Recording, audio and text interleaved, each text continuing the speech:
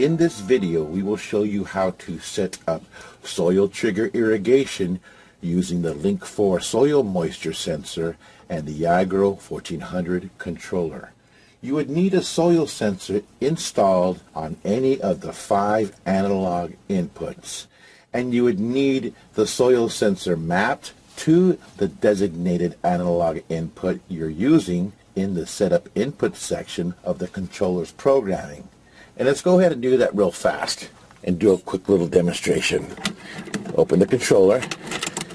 Now, with the back side of the controller open and exposed, you can install your soil sensor on any of the 5 AIN outputs. To install, for instance, on AIN1, you would put the red wire into AIN1, the metal wire into the negative of AIN1, and the white wire would go into the V out. When finished wiring, simply close your controller. Now that we have installed our soil sensor, we're going to go ahead and map our sensor on the controller. You would simply hit Enter menu, go to System Setup, and then you would go to Setup Inputs. Now, in this screen, just simply hit Next till you get to Soil. And as you can see, Soil 1 is mapped to Analog Input 1. Now that we have mapped our sensor, and by hitting plus, this simply allows you to go to the different locations and options on how to map your sensor. Hit back till you get to the home screen, and then hit Next. And now we have our Soil 1 being displayed with 0% volumetric water content. In other words, the soil is pretty dry. Hit Enter menu, go to Program Equipment, and let's program an output to be used for Soil Trigger. Now, to make this output a Soil Trigger Irrigation output, in Program Equipment, hit Enter menu to highlight those 0, 1, and then what you want to do is get to the right side, hit plus, and then you want to make this output be an irrigation output, like so. Hit back, and then you would hit Next until you get to the mode. Now, in mode, you have a variety of different irrigation options. You got cycle, schedule, accumulated light, but we want Soil Trigger. Now, with Soil Trigger, you have an on time as well as a start time at a specific designated time, or astronomically at sunrise or sunset.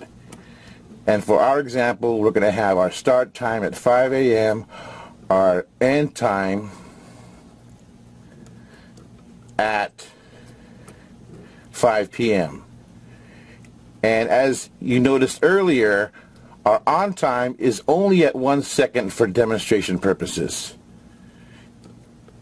If you keep on going down through the programming screen, you have an input which you would map the sensor that you're using for this output.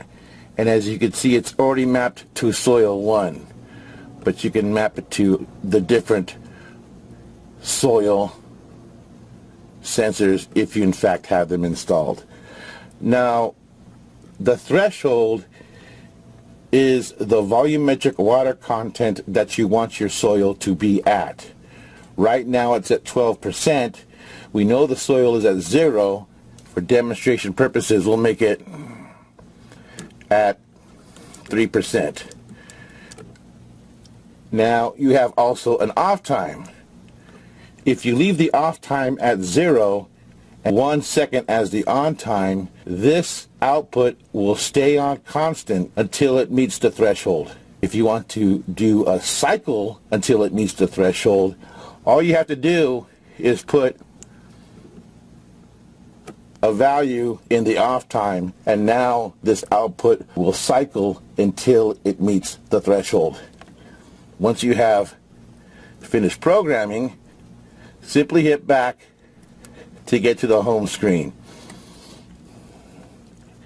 Flip the number 1 output on the on position. By hitting next, you get to the equipment screen, and right now it says the first output, the name of it, Irrigation 1, has 0 waterings, and right now it's just waiting for something to occur, which I would assume would be the start time of the day. Go ahead and hit next until we get to the home screen.